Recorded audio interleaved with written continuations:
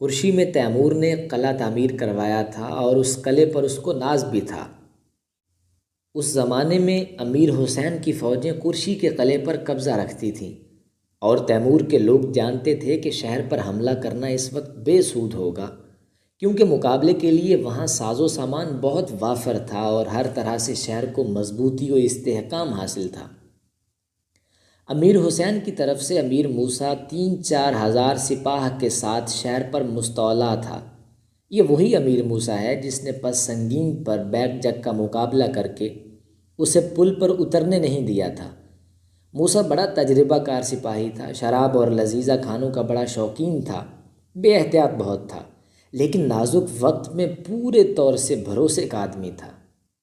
Timur کے پاس اس وقت سب ملا کر تقریباً 240 سوار تھے۔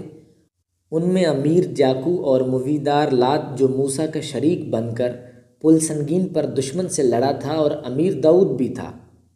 امیر داؤد بڑا بہادر اور بے جگر آدمی تھا، لیکن جب تیمور نے ان امیروں سے کہا کہ وہ کرشی کو فتح کر کے اس پر قبضہ کرنا چاہتا ہے تو انہیں اس بات کا کچھ یقین نہ آیا، اور انہوں نے عرض کیا کہ موسم بہت گرم ہے، ایسے موسم میں ایسی مہم کا ارادہ کرنا مناسب نہیں، اس کے علاوہ ہمارے اہل و عیال ساتھ ہیں، ان کی حفاظت کا خیال بھی لازمی ہے۔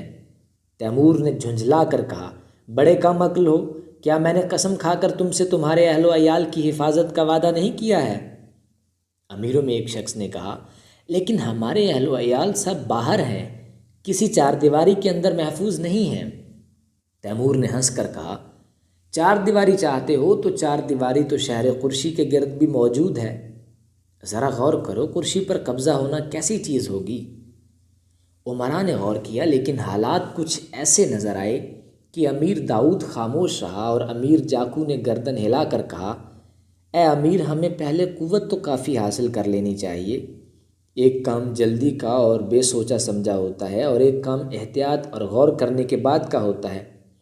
موسیٰ اتنی لڑائیوں میں لڑ چکا ہے کہ اس کو ایک اونٹ پر بیٹھی ہوئی عورت کی طرح دھوکہ نہیں دیا جا سکتا۔ تیمور نے آواز تیز کر کے کہا، اچھا تو پھر عورتیں جہاں ملیں انہی سے جا کر سبق پڑھو، میں اپنے ساتھ صرف انہی آدمیوں کو رکھوں گا جنہوں نے پل سنگین پر دشمن کا مقابلہ کیا تھا، یعنی مویدار لات اور ایلچی بہادر میرے ساتھ رہیں گے۔ کیا اور بھی کوئی ساتھ دینے کو تیار ہے؟ بہت سے لوگ بول اٹھے کہ ہم نے آپ کے ساتھ دریا عبور کیا تھا اور جتا مغلوں کو ایسا بھگایا تھا کہ وہ اپنے گھوڑوں کی کاٹھیاں تک پیچھے چھوڑ کر بھاگے تھے۔ تیمور نے کہا، مگر اس سے کیا ہوتا ہے؟ اب تو تم وہاں جاؤ جہاں تمہارے بال بچے ہیں، بازاروں اور گلیوں میں بیٹھ کر جو کچھ گزر چکا ہے اس پر شیخیاں بگارو، میں تو باقی آدمیوں کے ساتھ کرشی کی طرف کوچ کرتا ہوں۔ لوگ سمجھ گئے کہ اگر ہم نے اس کا ساتھ نہ بھی دیا تو بھی تیمور وہی کرے گا جو اس کی زبان سے نکلا ہے۔ اب یہ لوگ علیحدہ ہو کر آپس میں مشورہ کرنے لگے۔ سب لوگ جانتے تھے کہ جب تیمور کسی بات کا ارادہ کر لیتا ہے تو پھر کوئی بشر اس کو اس کے ارادے سے نہیں پھیر سکتا۔ حکم دے کر حکم کو بدلنا تیمور کو نہ آتا تھا۔ اس کے اسی اصرار اور ارادے کی پختگی سے بعض وقت بکثرت جانیں ضائع ہوئیں اور مصیبتیں برپا ہوئیں، جن سے بصورت دیگر محفوظ رہنا بالکل ممکن تھا۔ غرض یہی اصرار تھا جس کی وجہ سے تیمور کا حکم بھی حکم قضا کی طرح ٹل نہ سکتا تھا۔ جس وقت عمراء مشورہ کر کے تیمور کے سامنے آئے تو جاکو برلاس کے ایک ہاتھ میں قرآن تھا اور دوسرے میں شمشیر۔ اس صورت سے جاکو نے عرض کیا، ہم نے کتاب اللہ پر قسم کھائی ہے کہ ہر حال میں آپ کا ساتھ دیں گے، اور یہ ہے وہ مصحف پاک جس پر ہم نے حلف لیا ہے، اور یہ ہے وہ شمشیر کہ اگر حکم کے خلاف ہم سے کوئی بات ہو تو اسی سے ہماری گردن اڑا دی جائے۔ عمراء سب کے سب تیمور کے پاس بیٹھ گئے اور امیر موسیٰ کو کرشی سے بے دخل کرنے کی تدبیریں سوچنے لگے۔ تیمور کچھ دیر ان کی باتیں سنتا رہا، پھر ہنس کر کہنے لگا، تم کیسے بے عقل ہو؟ اگر امیر موسیٰ کو اور اس کی 3000 فوج کو تم نے کرشی سے باہر نکال بھی دیا تو پھر اسے ہوگا کیا؟ ہماری سپاہ کی تعداد ہی کیا ہے، ایک جماعت 100 کی ہے اور دوسری تقریباً 140 کی۔ امیر داؤد یہ دیکھ کر کہ سب چپ ہیں کہنے لگا، تو پھر اس صورت میں یہ بہتر ہوگا کہ کرسی پر شب خون ماریں اور امیر موسیٰ کو اس کی خوابگاہ میں اچانک گرفتار کر لیں۔ اس طرح اس کو اپنا قیدی بنانا ممکن ہے۔ تیمور اس پر ہنسا اور کہنے لگا، بہت خوب کہا، واقعی یہی مناسب بھی ہے، لیکن اس کے بعد جو 3000 باقی رہیں گے ان کی خوابگاہوں میں بھی آپ ہی تشریف لے جائیے گا۔ داؤد نے معذرت کے طور پر کہا، خدا کی قدرت میں سب کچھ ہے۔ موسیٰ کو معلوم ہے کہ ہم یہاں ہیں، اور جب تک ہم یہاں ہیں وہ کرسی سے کیوں قدم باہر نکالے گا؟ اس کے آقا امیر حسین کا حکم ہے کہ کرسی کو اپنے قبضے میں رکھے، اور موسیٰ اس حکم کی پابندی کے سوا اور کچھ نہ کرے گا۔ اب تیمور دل ہی دل میں باتیں کرنے لگا، مگر اس طرح کہ اس کی آواز نہ سنائی دی۔ اگر میں امیر موسیٰ کو دریا کے قریب کے میدانوں میں مدعو کروں کہ یہاں آ کر شراب سے اپنی تشنگی بجھائے اور شہر کی گرمی چھوڑ کر یہاں خنکی کا لطف اٹھائے، تو کیا میرے کہنے سے وہ چلا آئے گا؟